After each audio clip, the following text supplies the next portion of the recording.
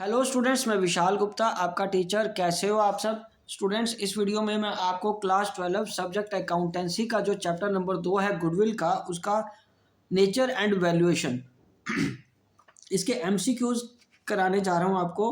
ठीक है जी। तो इस वीडियो में हम इसके पहले 10 एमसीक्यूज करेंगे। ओके, उसके बाद हम अगली वीडियो में नेक्स्ट करेंगे। तो जैसे कि आपको पता है, पिछले चैप्टर के भी मैंने 10-10 करके आपको ये क्वेश्चंस करवाए थे पहले चैप्टर के। तो इसी तरीके से हम इसी ट्रेंड को कंटिन्यू करते हुए आपको एमसीक्यूज ही कराऊंगा। ठीक है जी। चलिए स्टार्ट करते हैं। पहला क्वेश्चन, पहले क्वेश्चन में ना बड़ा इंटरेस्टिंग तरीके से दिया है। 4 ऑप्शंस दिए हैं, आपको चूज करना है कि करेक्ट ऑप्शन क्या है। Goodwill is a fictitious asset. B option है goodwill is a current asset. C option है goodwill is a wasting asset और goodwill is a intangible asset. तो आंसर क्या है? Goodwill is a intangible asset. उसके बाद सेकंड क्वेश्चन क्या है? The excess amount which the firm can get on selling its assets over the above the saleable value of assets is called। इसका क्या answer आएगा guys? The excess amount which the firm can get on selling its assets over and above the saleable value of its asset is called. क्या उसको surplus बोलेंगे, super profit बोलेंगे, reserve बोलेंगे या goodwill बोलेंगे? तो गाइस उसको हम क्या बोलेंगे? रिजर्व। ठीक है जी। और थर्ड क्वेश्चन क्या है? Which of the following is not true in relation to goodwill.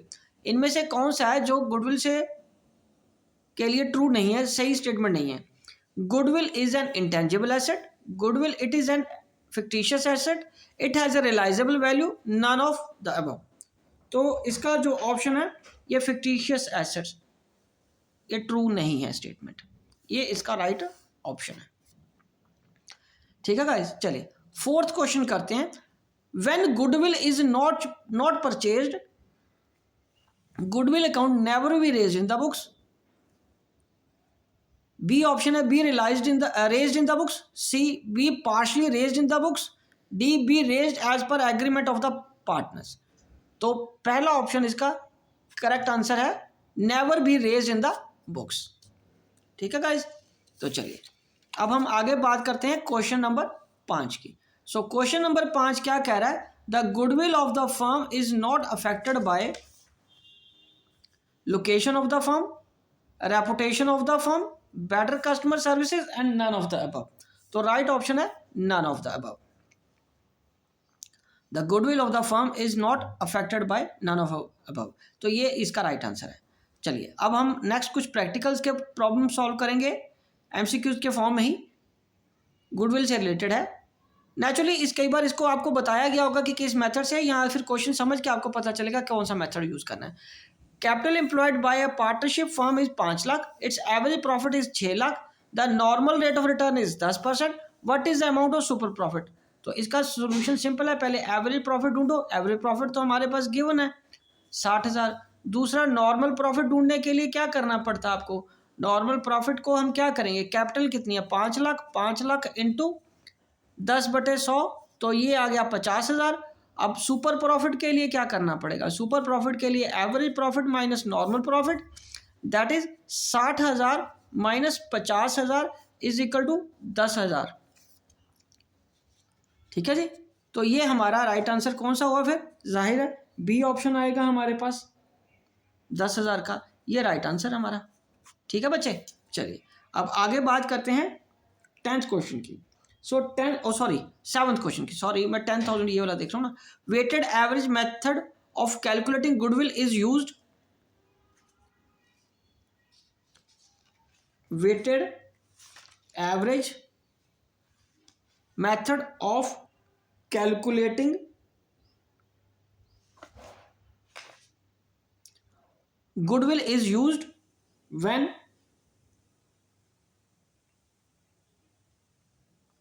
A option है profits are not equals, profit shows a trend, profits are fluctuating, none of the above। तो जब वो trend show कर रहे हैं तब हम क्या करते हैं? वेटेड एवरेज मेथड लगाते हैं। ठीक है बच्चे, ये आपका राइट आंसर आएगा। ओके बेटा। चलिए अब हम बढ़ते हैं आगे क्वेश्चन नंबर 8 की तरफ। तो क्वेश्चन नंबर 8 ये रहा। सो इसमें क्या है given guys, the profits earned by a business over the last 5 years are as follows. पिछले 5 साल का फर्म्स के प्रॉफिट है 12,000, 13,000, 14,000, 18,000 और लास्ट ईयर का मतलब 5th ईयर का वो बता रहा है 2,000 का loss. Based on 2 year purchase of the last 5 years profit, value of goodwill calculate करो। तो पहले सिंपल हमें एवरेज निकालना पड़ेगा। एवरेज प्रॉफिट कैसे आएगा, 12,000 plus 13,000 plus 14,000 plus 18,000 minus 2,000 divided by 5 कर लो। पहले इसको कैलकुलेट करो। तो ये आएगा 12 जमा 13 जमा 14 जमा 18 माइनस 2, ठीक है जी। तो 55,000 डिवाइडेड बाय 5, तो एवरेज प्रॉफिट आ गया 11,000। और गुडविल कैसे आएगी, 11,000 को हम क्या करेंगे, मल्टीप्लाइड बाय 2 year परचेज है ना, तो 22,000। तो आंसर क्या आया 8th क्वेश्चन का 22,000। ये राइट ऑप्शन है हमारा, ठीक है, ये राइट ऑप्शन है।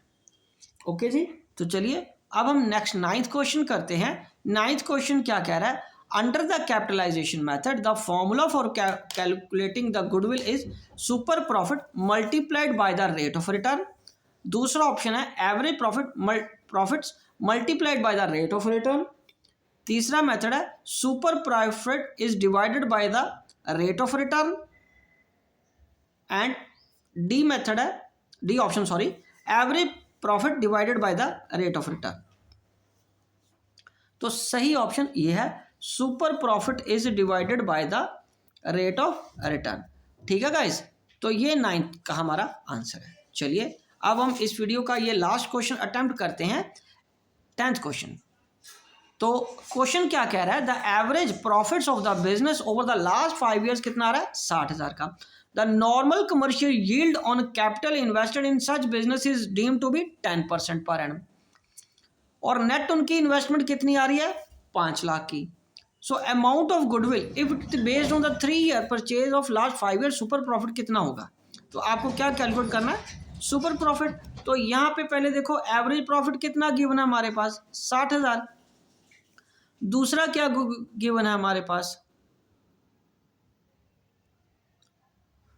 सुपर प्रॉफिट के हिसाब से गुडविल निकालनी है ना। नॉर्मल प्रॉफिट फिर कैसे आएगा, नॉर्मल प्रॉफिट आ जाएगा हमारे पास 5 लाख का 10%, दैट इज 50,000, ठीक है। और तीसरा क्या है, सुपर प्रॉफिट, सुपर प्रॉफिट तो 10,000 आ गया।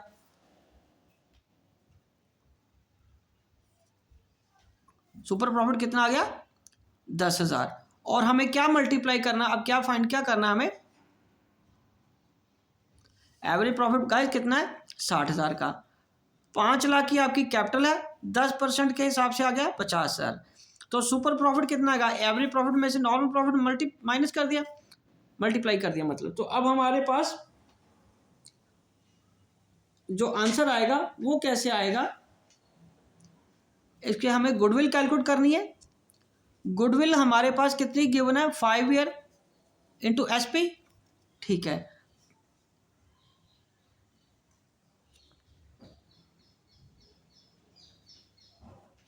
तो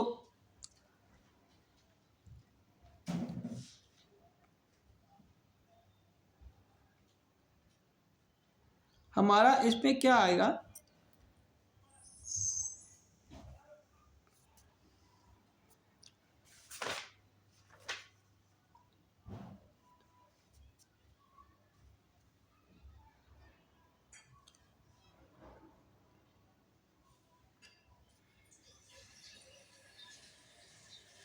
साठ हजार हमारा क्या बेटा, एवरेज प्रॉफिट।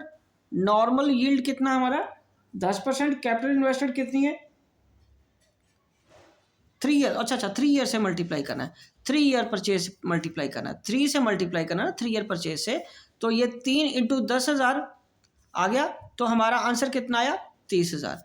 तो 3 ईयर परचेज था, तो मैं गलती से ज़रा 5 ईयर ले रहा, 5 ईयर की तो एवरेज निकालनी गिवन थी हमारे पास, क्योंकि एवरेज तो यही 5 ईयर की यही है ना 60,000, ठीक है। तो वो तो ऑलरेडी हमें 5 ईयर का ही एवरेज दिया हुआ है, 5 ईयर की एवरेज यही दी हुई है।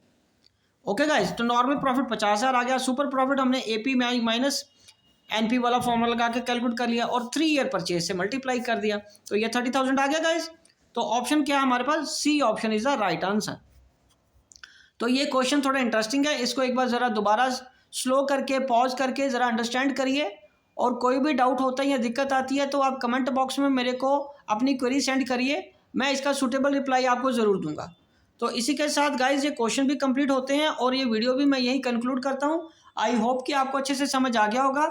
आप इसी तरह मेरे चैनल को सब्सक्राइब करके वीडियोस देखते रहिए और अपना कोर्स कंप्लीट करते रहिए। Wishing you good luck.